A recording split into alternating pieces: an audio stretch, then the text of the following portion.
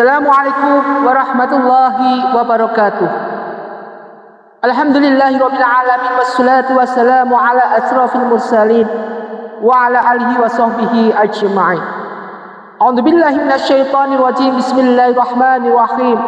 Wal 'asri innal insana lafi khusri illa ladzina amanu wa 'amilus solihati wa tawassaw bil haqqi wa tawassaw bis sabr. Shadaqallahu 'azim. Shadaqallahu ala Rasulillah sallallahu alaihi wasallam. Pertama, mari kita panjatkan rasa puji syukur kita pada Allah Subhanahu wa taala. Shalawat dan salam mari kita haturkan pada junjungan kita Nabi Muhammadin sallallahu alaihi wasallam agar senantiasa kita selalu diberikan suatu kekuatan hati kita, kekuatan batin kita, kekuatan jasmani dan rohani kita.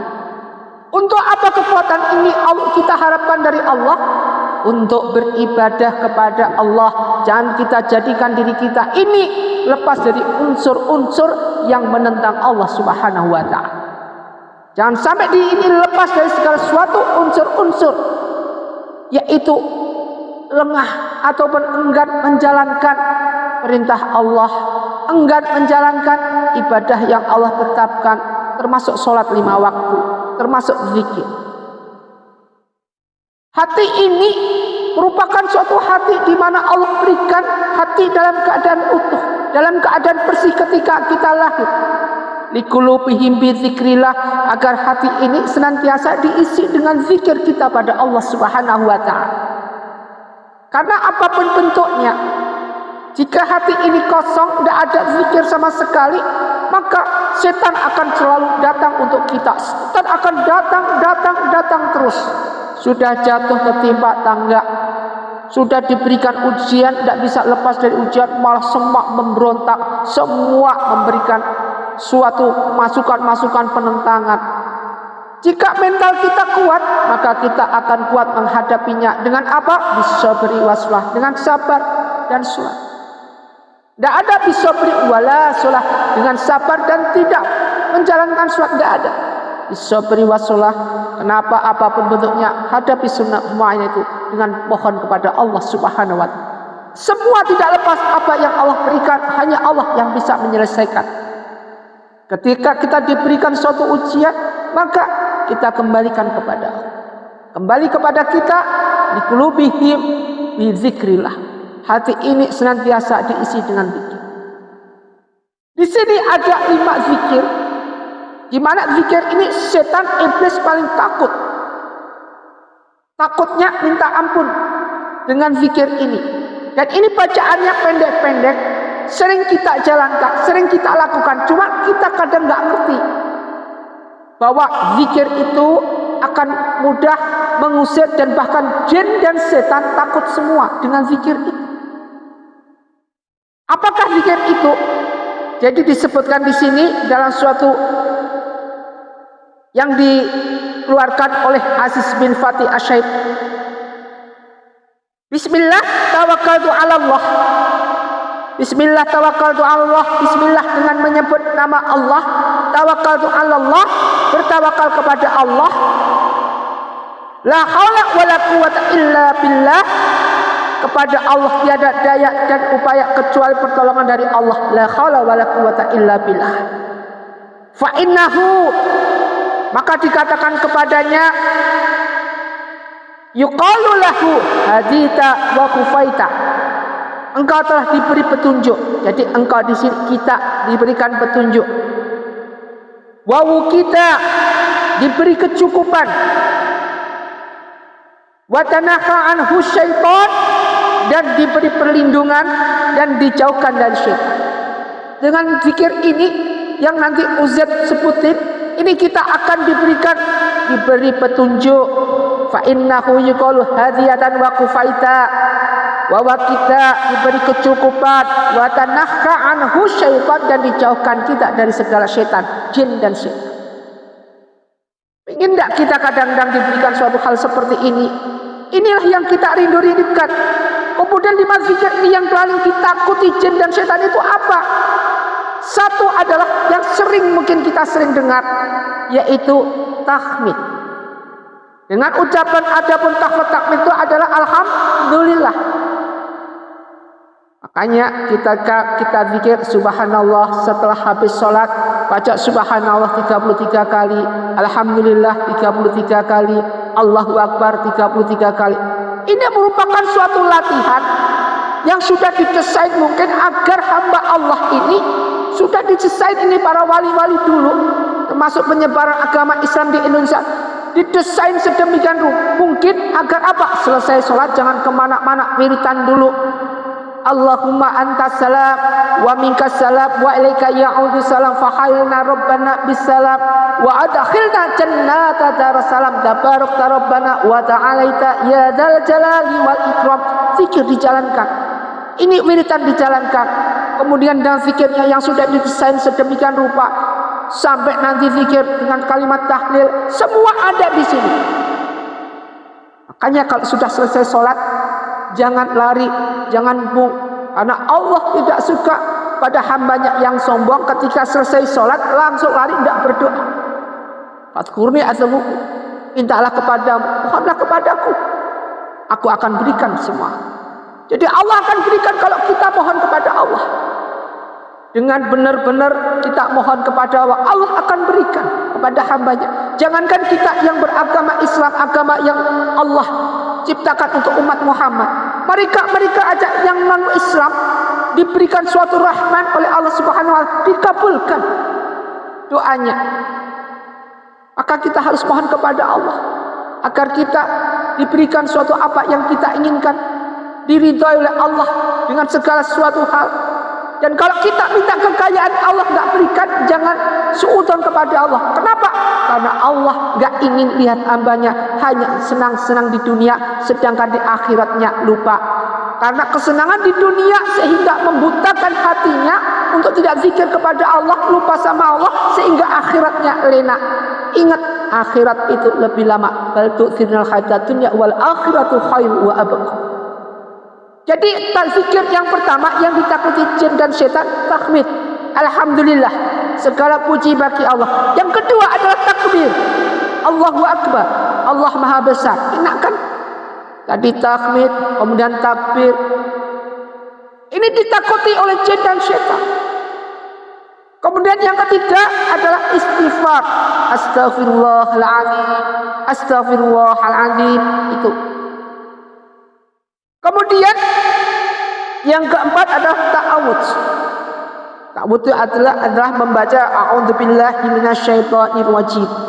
Sering kadang kita baca a'udzubillahi minasyaitonir rajim, a'udzubillahi minasyaitonir rajim, a'udzubillahi minasyaitonir rajim. Ingat, kadang-kadang orang berpikir bahwa ini adalah masuk dalam bacaan Al-Fatihah atau surah Al-Fatihah. Bukan. A'udzubillahi minasyaitonirrajim, pembukaan dari surah Al-Fatihah adalah Bismillahirrahmanirrahim, Alhamdulillahirabbil alamin. Ini ayat Al-Fatihah. Hal-hal seperti ini mari kita jadikan segala suatu hal seperti ini menjadi suatu renungan, menjadi suatu hal kewajiban, di mana setiap kita zikir likulubihim bizikrillah, dengan mengisi zikir hati kita sehingga hati kita tidak kosong dengan sebutan Allahumma antas salam wa minkas salam wa ilaika ya'udus salam dan seterusnya. Kemudian zikir lagi la ilaha illallah wahdahu la syarikalah lahul mulku wa lahul hamdu yuhyi wa yumitu wa huwa ala kulli syai'in qadir. Semua ada dengan kesejahteraan, kecukupan, rezeki kita. Semua ada dalam zikir ini, dalam urutan semua, dalam urutan wirid ini. Maka jangan sampai lari. Astaghfirullahaladzim, alladzi la ilaha illa wal hayyul qayyum wa atubu ilaih. La ilaha illallah wahdahu la syarika lahul mulku wa lahul hamdu yuhyi wa yumitu wa huwa ala kulli syai'in qadir.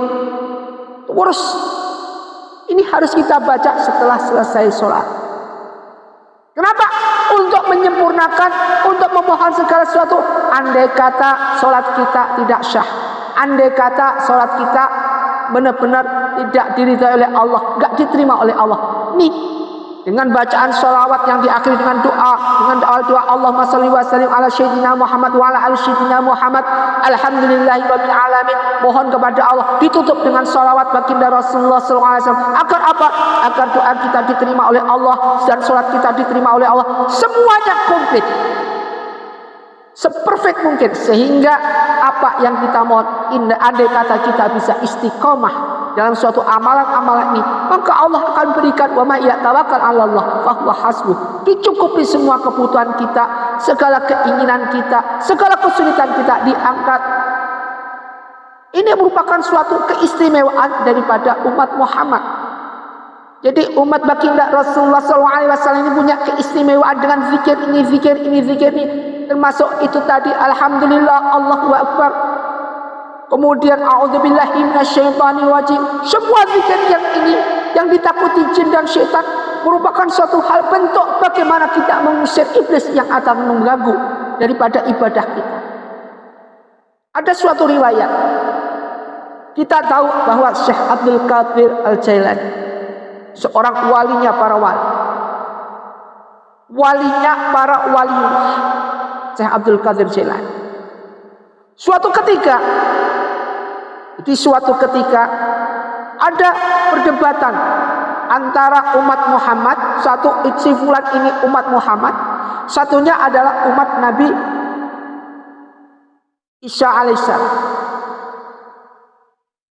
Ketika Nabi Musa ini, jadi umatnya Nabi ini, dia bilang kepada si fulan ini tadi, di mana fulan ini tadi umatnya Muhammad, umat Nabi Muhammad. Dia bilang bahwa nabimu itu kalah dengan nabiku. Kalau nabiku bisa hidupkan mayat dalam keadaan sudah mati bertahunan, dihidupkan kembali. Mayat yang hidup artinya orang yang sudah mati dihidupkan kembali oleh nabiku. Kita tahu kalau Nabi Musa, Nabi Isa, Nabi Sulaiman, kemudian Nabi sebelum baginda Rasulullah itu selalu mempunyai mukjizat dari Allah Subhanahu wa taala. Rahmat dan hidayah yang Allah berikan kepada nabi-nabi ini selalu datang dengan berbagai macam musibah yang ada. Ketika itu juga datang. Ini bedanya. Tetapi kalau umat baginda Muhammad, Nabi Muhammad SAW ketika diberikan apa sebenarnya bisa, tapi baginda Rasulullah tidak ingin menghancurkan umatnya sendiri. Selalu mendoakan apapun bentuknya umatnya, didoakan. Andai kata dia belum sadar, mohon kepada Allah, ya Allah sadarkanlah si fulan, ya Allah sadarkan dia agar dia kembali, ya Allah. Inginnya baginda Rasulullah adalah agar umatnya, semua umatnya ini masuk ke surga Allah. Ingat ketika Isra Mi'raj Rasulullah disuruh minum air susu, aja diminum sepertiga aja. Artinya Rasulullah suruh habisin, tidak dihabiskan. Andai kata dihabiskan, semua umat baginda Rasulullah masuk surga. Tidak dihabiskan, hanya sepertiga. Artinya apa? Hanya sepertiga nanti umat Rasulullah yang masuk surga. Sisanya kita tahu sendiri, neraka sudah disiapin. Neraka apa? Neraka jahanam. Kembali ke topik tadi. Ketika Syekh Abdul Qadir Jailani itu melihat mereka bertengkar, ribut dengan perdebatannya, dia menjelek-jelekin, artinya merendahkan sebagai umat Muhammad. Kalau nabimu tidak bisa menghidupkan orang mati. Kemudian Syekh Abdul Qadir Jailani datang. Bagaimana ceritanya ini? Ibu-ibu, bapak-bapak, diceritakan titik-titik. Karena mendengar itu Syekh Abdul Qadir Al-Jailani bilang kepada tadi yang mengagungkan daripada umat Nabi Musa alaihissalam. Kemudian dia bilang, kalau andai kata, Syekh Abdul Qadir bilang sama si umatnya Musa alaihissalam tadi, andai kata aku bisa menghidupkan, atau pengikut umat Muhammad ini bisa menghidupkan orang mati, apa yang kamu lakukan? Apakah kamu mau ikut umat Muhammad? Dia bilang, oke, saya akan ikut umat Muhammad. Kemudian Syekh Abdul Qadir Al-Jailani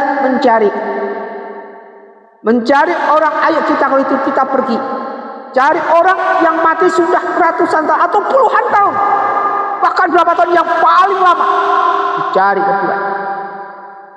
Kemudian ditemukan suatu kuburan makam, di mana makam itu sudah hampir 100 lebih tahun orang itu meninggal. Syekh Abdul Qadir Jailani bilang kepada si fulan tadi, "Hei fulan, aku bukan Nabi Muhammad SAW, tetapi aku pengikutnya baginda Rasulullah SAW.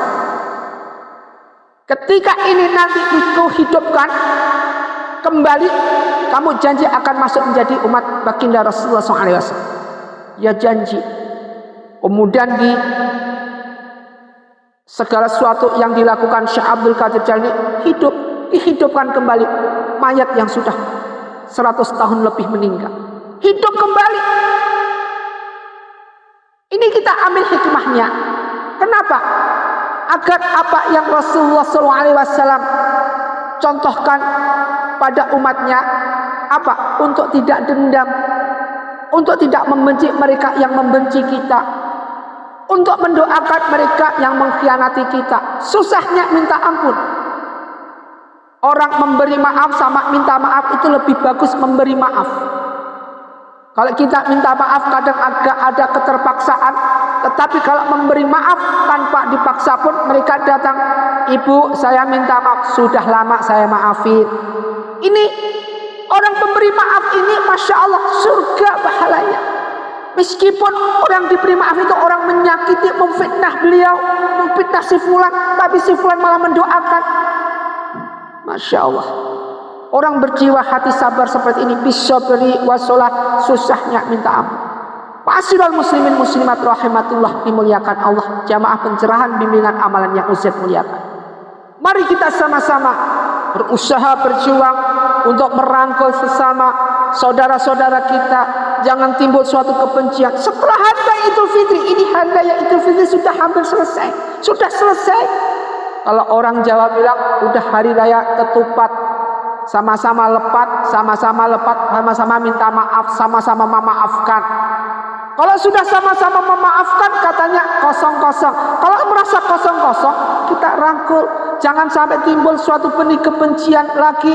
Kalau sudah diberikan suatu maaf atau sudah minta maaf, jangan mengungkit lagi masalah yang sudah, ya sudah. Jangan diungkit-ungkit lagi. Sekali diungkit, setan iblis datang lagi. Kenapa? Memfitnah lagi, mengumbar lagi, memberikan suatu, menebarkan kebencian lagi. Masya Allah, tidak akan pernah ada henti-hentinya. Sehingga timbullah kecipung. Apa itu kecipung? Kecipung ini adalah segala sesuatu yang ketika kita minta maaf, habis minta maaf, berbuat kembali. Ketika sudah diberi maaf, minta maaf, berbuat kembali. Terus begitulah ini. Itu orang kayak kecipung seperti ini, Masya Allah. Jangan sampai dilakukan. Artinya apa? Sudah taubatan nasuka, berbuat maksiat lagi. Sudah taubat nasuka, berbuat maksiat lagi. Masya Allah. Masyaallah muslimin muslimat jamaah rahmatullah. Mudah-mudahan satu ayat ini tadi, yaitu merupakan suatu penjelasan tentang pentingnya zikir-zikir yang dibenci atau yang paling tidak ditakuti, paling ditakuti oleh iblis dan setan. Mari kita terapkan. Subhanallah, alhamdulillah, wala ilaha illallah, wallahu akbar, la haula wala quwata illa billahil azim. A'udzubillahi minasyaitonir rajim. Bismillahirrahmanirrahim. Mudah-mudahan kita jadikan hamba Allah istiqomah, ahli ibadah. Jangan lupa senantiasa tingkatkan sholat jamaah, terutama sholat jamaah subuh. Kenapa sholat jamaah subuh, Ustaz? Karena sholat jamaah subuh ini adalah sholat jamaah yang paling banyak nilai keistimewanya, paling banyak nilai keberkahannya, paling banyak nilai daripada Allah berikan hidayah rahmat. Jamaah subuh ini. Sebelum jamaah subuh kalau bisa ditekankan untuk wirid dan memohon kepada Allah. Waktunya kita curhat sama Allah. Jam 2 malam bangun. Wa minal laili fatahajjud nafilatan. Salat tahajud di sepertiga malam kita lakukan. Jangan sampai lupa. Kita lanjut dengan wirid yang ada. Kita baca, kalau punya kesusahan baca itu burdah, sholawat burdah, baca. Dengan kita dekat pada Allah, dengan menangis kepada Allah, kita buka kunci langit ini agar apa? Rezeki datang, rezeki mengalir deras, agar kesusahan kita diangkat, agar kesulitan kita diangkat langsung oleh Allah Subhanahu wa taala. Kalau kita dekat sama Allah, semuanya mudah. Semuanya mudah. Buktinya apa? Para mereka dulu yang menyebarkan agama Islam, para waliullah, tidak pernah menemui kesulitan. Meskipun mau dibunuh di sini wali itu, ya sudah ada di sana.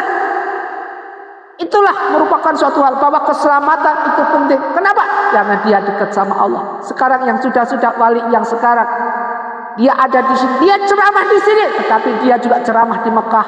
Dia ada di sini, tetapi dia juga sholat di Mekah. Masya Allah. Bagaimana Ustaz? Apakah dia mendua? Tidak. Ini adalah kekuatan Allah. Kembali tadi, la haula wala quwata illa billahil aliyyil azim. Semoga bermanfaat. Usikum wa nafsi bittaqwallah. Wassalamualaikum warahmatullahi wabarakatuh. Allahu